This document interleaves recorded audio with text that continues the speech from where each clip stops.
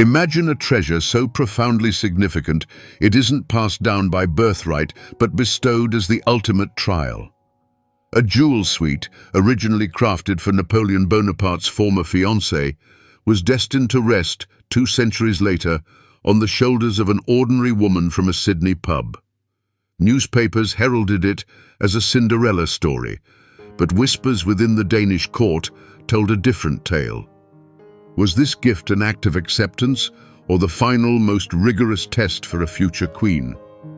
Today, we'll peel back the layers of romantic myth to uncover the stark truth and learn how the ruby Parure became both a crown and a crown of thorns for Mary Donaldson. It was the dawn of the 19th century, and Paris buzzed like an agitated beehive. The air was thick with the scent of gunpowder, expensive perfumes, and boundless opportunity.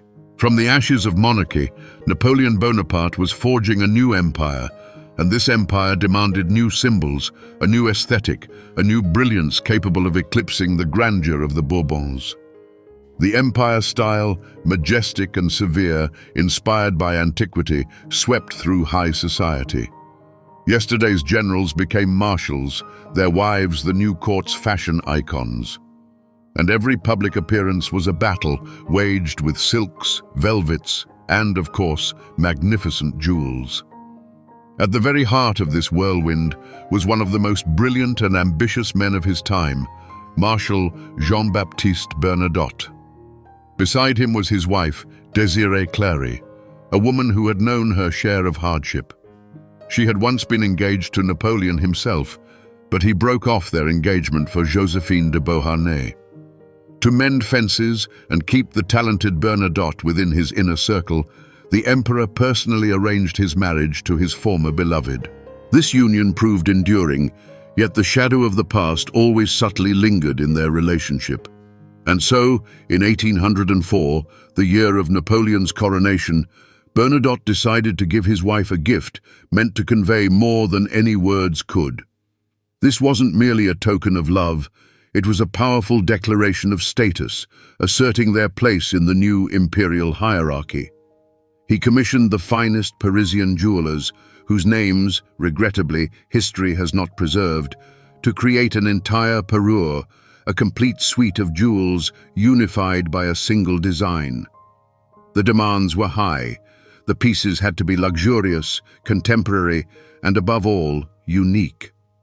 The choice of stones was symbolic. Fiery rubies, the color of passion, power, and the blood shed on battlefields that had elevated him to his peak, and the purest diamonds, symbols of eternity, purity, and the unshakable nature of their new standing. But the true genius of the jewelers lay in their choice of motif. Instead of the expected imperial eagles, bees, or laurel wreaths, they created something incredibly delicate and vibrant, a garland of currant leaves and berries. This motif was an ingenious stroke. It evoked not imperial grandeur, but rather gardens, nature, quiet joy, and fertility. Every leaf dusted with diamond dew, every ruby berry brimming with inner fire, it all resembled a poem of love and life frozen in metal. This was not merely a state symbol, but a deeply personal adornment, perhaps a silent reproach to the emperor and his cold politics, a contrast of sincere emotion against state ambition. Thus, in the crucible of the Napoleonic era, at the crossroads of grand politics and personal dramas, a masterpiece was born. It was created to adorn the emperor's former fiancée and to prove to the world that her new destiny was no less brilliant. The jewelers crafted more than just a collection of precious stones. They forged an artifact in which the most complex spectrum of emotions was forever encapsulated. A husband's love and rejected woman's sorrow, and the indomitable will of a new aristocracy forged in the fires of revolution. Let's momentarily set aside history and ownership and examine the parure itself, as its creator would have, touching the metal still warm from shaping. This isn't just a collection of jewels, it's an entire ecosystem frozen in precious metal where every detail lives and breathes. The principal element, the crown jewel of the creation, is, of course, the tiara. It doesn't aspire skyward like Gothic crowns, nor does it impose with monumental weight. On the contrary, it gently embraces the head like a living currant branch, evoking the image of a forest nymph rather than a fearsome ruler. Every leaf in this tiara is a canvas where jewelers, employing the intricate pavé technique, meticulously set dozens of tiny diamonds, creating the illusion of continuous radiance. It appears as if the leaves have just been washed by the morning rain, with dewdrops suspended on them, ready to cascade at any moment. And amidst this cool lunar sparkle, like drops of frozen wine, rubies ignite. These aren't just stones. They are berries, ripe, engorged with juice, full of an inner fire. Their color is so profound that in candlelight they appear almost black, only to explode in crimson flame the next instant. The necklace echoes the primary motif, resting on the neck not as a dead weight, but as a flexible, dynamic garland. Its construction is ingenious in its thoughtful design. Each element is connected to the next by almost invisible hinges, allowing the piece to follow the body's contours, moving gracefully with its wearer. It is a living treasure. And the girandole earrings, the very embodiment of empire fashion, are veritable miniature diamond chandeliers featuring a central element and 3 pendants that sway with every turn of the head, with every movement, catching and fracturing light into hundreds of sparks. But the true luxury of the parure lies in the details that often remain unseen. A substantial brooch, versatile enough to adorn a dress bodice, a sash, or even a hairstyle. Its central part is a lush cluster of leaves and berries from which removable pendants hang, allowing for variation in the formality of the look. A bracelet, mirroring the tiara's design, snugly encircles the wrist, and a ring places the final fiery exclamation point on this ensemble. Even the hairpins, those tiny satellites of a grand jewelry planet, are crafted with the same meticulous care as the main elements. It took months for the jewelers to select dozens of rubies, perfectly matched in color, clarity, and most importantly, in their internal fire, what experts call pigeon's blood. Hundreds of old-cut diamonds were hand-set, each in its minuscule setting. The combined weight of these stones was equivalent to the annual income of a small French town of that era. Imagine for a moment holding one of these pieces in your hands. You feel its cool, comforting weight, a testament to the abundance of gold and platinum. Your fingers glide over the smooth surface of the diamonds, sensing their sharp facets. You hear the quiet, confident click of the clasp, the sound of impeccable mechanics and absolute reliability. This is not merely an ornament. It is the physical embodiment of mastery, patience, and brilliant artistic vision, a materialized miracle of the jeweler's art. Paris, 1804. All of Europe watched with bated breath as an unprecedented spectacle unfolded at Notre Dame Cathedral, Napoleon's coronation. Inside, beneath the cold grandeur of the Gothic arches, all of France's new nobility had gathered. The air hummed with whispers, the rustle of silks, and the faint clang of swords. This was more than just a ceremony. It was a theater of power, where every detail, every glance, every jewel carried the weight of a state declaration. And it was here, on this magnificent stage, that the ruby parure was destined to reveal itself to the world. Among the marshal's wives, resplendent in diamonds, Désirée Clary appeared. All eyes fixed upon her, for her story was known to everyone in the hall. She was a living reminder of the emperor's past.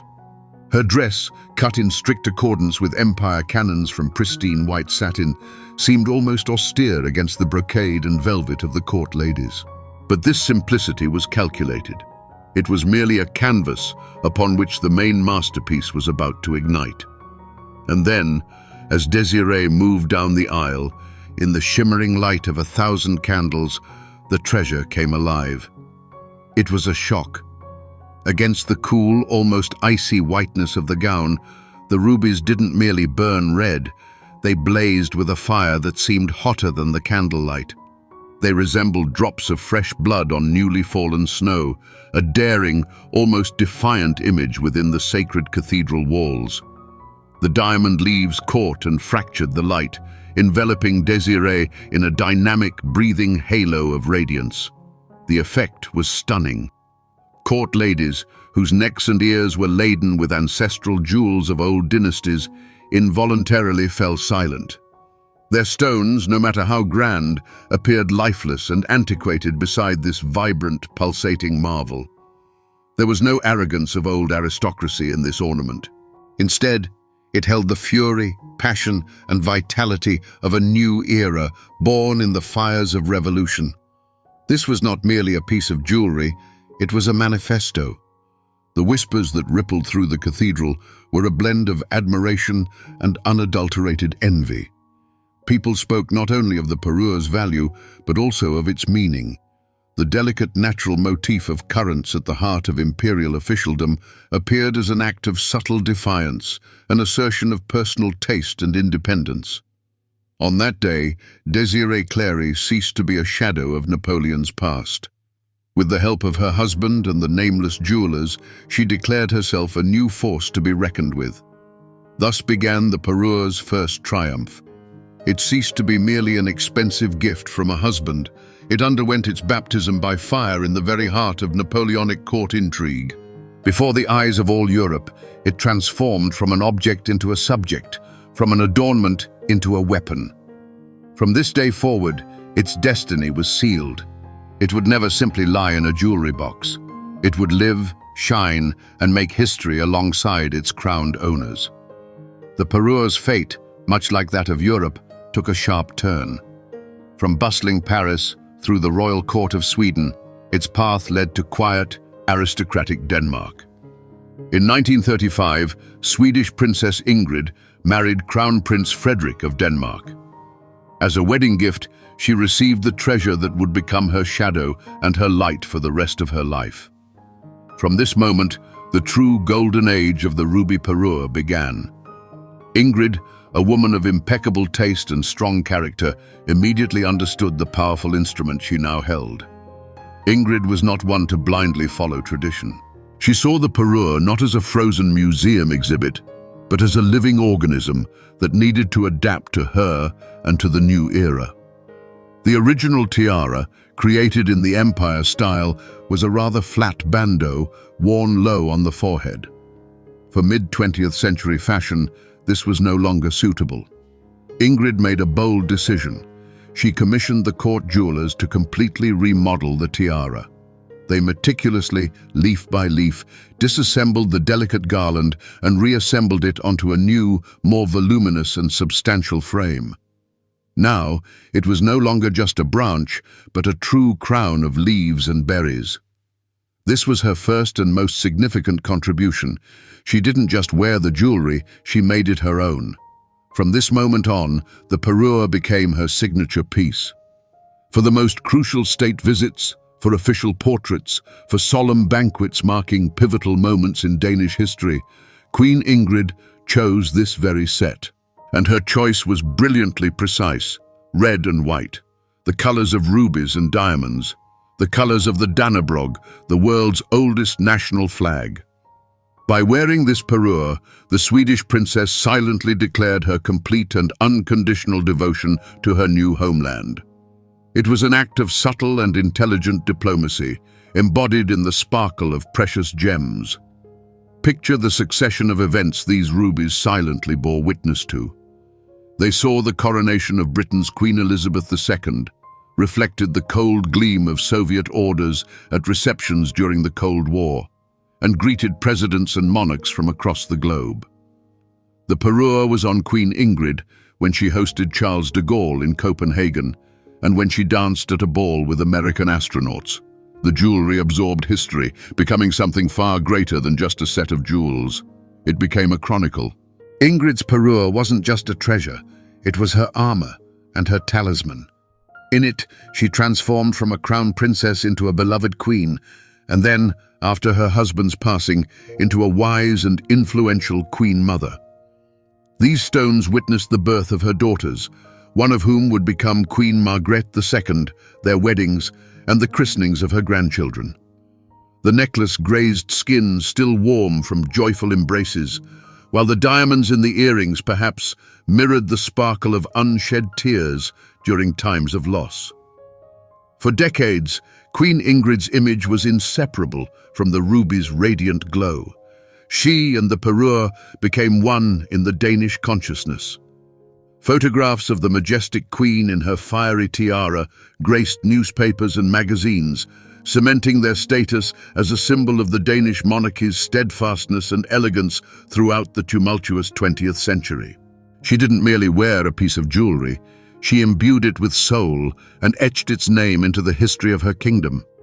But time, as it always does, marched relentlessly on. As she aged, the Queen Mother appeared less and less in public, adorned in the full splendor of her principal treasure. The Parure increasingly rested nestled in its velvet-lined box, deep within the vaults of Amalienborg Palace. Its golden age, inextricably linked with one of Denmark's greatest queens, was drawing to a close. Yet Ingrid, with a touch of prescience, already knew who was destined to rekindle a new flame within those rubies. She was already orchestrating a new, even more dramatic destiny for her cherished treasure. Beneath the dazzling sparkle of the ruby Parure lay a story rarely whispered about at official receptions. It wasn't one of theft or forgery, but rather a drama of human relationships and the immense weight of the crown. And this drama unfolded when Queen Ingrid, bypassing her daughters, including the reigning Queen Margrethe, bequeathed the Parure directly to her grandson, Crown Prince Frederick, or more precisely, to his future wife. This gesture, seemingly wise at first glance, was akin to a ticking time bomb planted deep within the heart of the royal family. Whispers rippled through the palace corridors. Why? Why had grandmother done this, effectively denying her own daughter, the Queen, access to the family's foremost treasure? The official narrative claimed that Ingrid wished for the Parure, with its Swedish roots, to remain within the direct line of succession, which, through Frederick, would once again unite Swedish and Danish blood. But there was another, more personal and poignant version. Many courtiers were convinced that Queen Margrethe, a woman with a vibrant and extravagant taste, simply didn't care for this particular Parure. She favored bolder, more avant-garde pieces, while the classic romantic ruby garland seemed to her too traditional, too proper. Ingrid, a woman of the old guard for whom the Parure symbolized duty and continuity, couldn't bear the thought of her treasure gathering dust in a vault, unloved and unworn.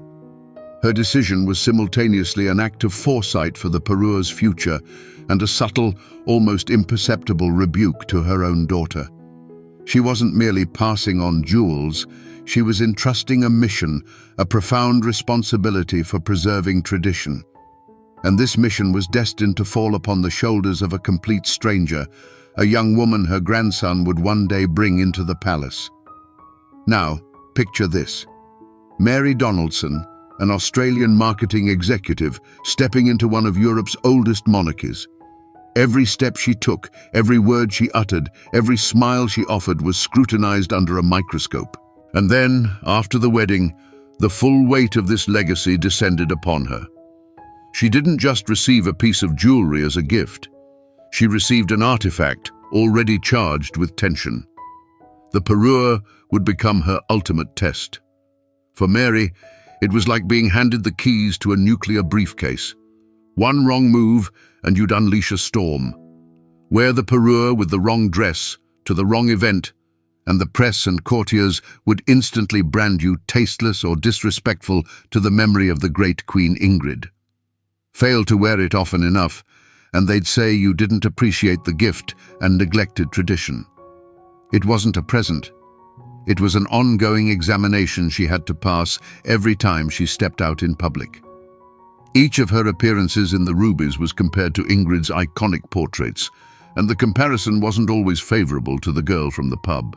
Thus, Denmark's most precious jewelry set became a source of unspoken conflict and immense pressure. Legends don't chronicle this, But one can only imagine how many sleepless nights the Crown Princess spent, pondering how to navigate this burden. How could she tame a treasure that, before her, had belonged to a style icon and a national symbol? How could she make it her own without offending the memory of the past and the feelings of her living mother-in-law, the Queen? The shadow of Queen Ingrid and her will invisibly stood over Mary's shoulder every time she opened the ruby box. This quiet, familial drama is the main secret and the greatest scandal connected to the Parure, far deeper than any tale of lost or substituted stones. It was the autumn of 2000. Cold, grey twilight descended upon Denmark. The entire country, holding its breath, followed the news from Fredensborg Palace. On November 28th, the heart of Queen Ingrid, mother of the nation, ceased to beat. This wasn't just the passing of a monarch, it was the end of an entire era. For over 60 years, Danes had associated their queen's image with the fiery brilliance of Rubies. And now, with her last breath, that brilliance seemed to have extinguished forever. After the official mourning ceremonies came a silence in which destinies were decided. Behind the closed doors of the royal apartments, the Queen Mother's will was opened. And what had once only been whispered became an undeniable fact. The Parure, against all expectations, did not pass into the general treasury, nor did it go to the reigning Queen Margrethe. It officially became the property of Crown Prince Frederick with one sole condition: he must present it to the woman he chose to marry. In that moment, the Parure transformed from a national heirloom into a personal, almost intimate inheritance, and its future became more uncertain than ever. Thus began the quietest and most enigmatic period in the treasure's life, its existence in the shadows. For 4 long years, the box of rubies and diamonds vanished from public view. It lay locked in Amalienborg's steel vaults. The rubies, accustomed to the glare of spotlights and the shimmer of ballrooms, slumbered. Their fire was extinguished, their story put on pause. To the outside world, the Parure simply ceased to exist. It became a ghost, a legend awaiting its hour and its new mistress. This was a farewell not just to a piece of jewelry, but to an entire image. The last official portrait of Queen Ingrid in the ruby tiara became an epitaph to an era. Danes understood that they would never again see such a combination, the majestic queen and her fiery crown. The chapter written by Ingrid was complete. The ornament, having survived the Napoleonic Wars and 2 world wars, paused on the threshold of a new millennium, completely unaware of the fate that awaited it. The era of Queen Ingrid and her rubies had officially concluded. But the story of the treasure itself was merely taking a break before its most dramatic and perilous act. May 14th, 2004. Copenhagen held its breath. Millions of eyes across the globe were glued to television screens, but the most intense, the most demanding gazes were here, on the city streets and within the walls of the cathedral. Today's wedding of Crown Prince Frederick and Mary Donaldson wasn't just the union of 2 people. It was the culmination of a national fairy tale. And in this fairy tale, one major, unresolved question lingered. Would the bride, a woman from another world, dare to touch the sacred relic on her very first day in her new status? Would she wear Queen Ingrid's Parure, risking either being crushed by its legacy or accused of audacious presumption? And then, the cathedral doors swung open. Mary appeared. Her wedding gown, by Danish designer Uffe Frank, was the embodiment of understated elegance. Pure white satin, simple, clean lines. And against this immaculate backdrop, as if from nowhere, a flame erupted. Yes, it was them. The rubies and diamonds. The tiara crowned her head, the necklace embraced her neck, the earrings shimmered with every step. In that moment, Denmark collectively exhaled. This was not a challenge. It was an act of profound respect and an acceptance of her new destiny. It was the treasure's second birth, and its new interpretation strikingly differed from its historical one. If, for Queen Ingrid, born a princess, the parure was a natural extension of her status, her majestic armor, then for Mary it became an instrument of transformation. On that day, before the eyes of the entire world, the jewelry transformed a marketing specialist into the Crown Princess of Denmark. It was her final examination, her baptism by fire, and she passed it with dazzling brilliance. Compare the photographs. On Ingrid, the tiara looked like a crown of power, a symbol of unshakable monarchy. On Mary, it appeared different, softer, more romantic, like a circlet from an enchanted forest, bestowed upon Cinderella by her fairy godmother.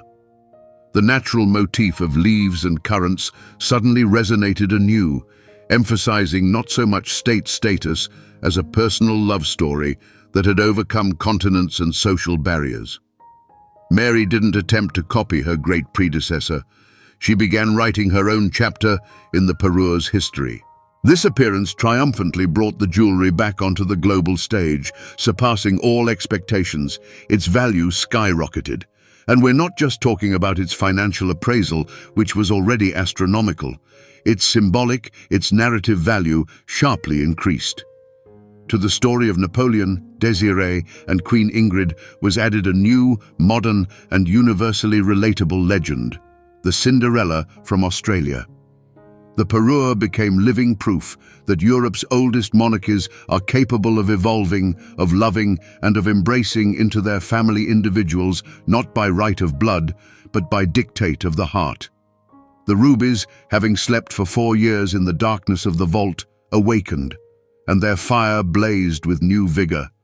They once again found themselves at the very center of history, but now it was a different story, a 21st century story. It was their triumphant return to the stage, and the ovations with which the world greeted their new mistress were addressed to them too, the eternal witnesses of grand human destinies. So where is this treasure today? The answer to that question is both simple and surprisingly complex. The ruby parure does not rest behind bulletproof glass in a museum, nor is it part of Denmark's state crown jewels belonging to the nation. Its status is unique. By Queen Ingrid's will, it is the personal property of Crown Prince Frederik and is for the lifetime use of his wife, Crown Princess Mary. It doesn't reside in a cold treasury, but in a personal jewelry box, awaiting its next grand outing. It is a treasure that breathes, that still performs its original function, to adorn and to elevate. This very fact defines its current standing. The parure has definitively transitioned from being a mere accessory to the status of a historical artifact, which, by a remarkable twist of fate, can still be worn. When Crown Princess Mary wears it today, she isn't just picking out a piece of jewelry to match an outfit. She assumes the role of a custodian, a curator of living history. Every public appearance in the Rubies is a live exhibit of one of the most precious artifacts in European jewelry history. She is both its display case and its guardian, tasked with safeguarding not only the physical integrity of the stones, but also the purity of their legend. Attempting to assess its monetary worth is a futile, even somewhat vulgar exercise. How can one appraise an artifact where so many epochs are fused into one? Yes, it possesses material value, the weight of the rarest rubies and the purest old-cut diamonds, but that is merely a fraction of its overall worth. Its primary value stems from its provenance, from its extraordinary journey. Add to the value of the stones the cachet of the Napoleonic era. Multiply that by the history of the Swedish Bernadotte dynasty. Sprinkle in 6 decades of brilliance worn by one of Denmark's most beloved queens. And finally, crown it all with a modern fairy tale of love that captivated the world. This parure transcends the notion of mere private property. It is a national legacy, a public trust entrusted to the stewardship of a single family. Crown Princess Mary is merely a fleeting custodian of this enduring flame.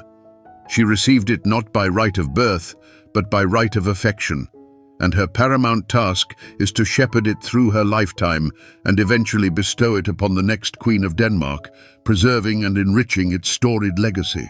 Its rightful place, adorning the shoulders and crowning the hair of the future queen, stands as a timeless testament that true treasures are not measured in carats, but in the epic chapters they help to write.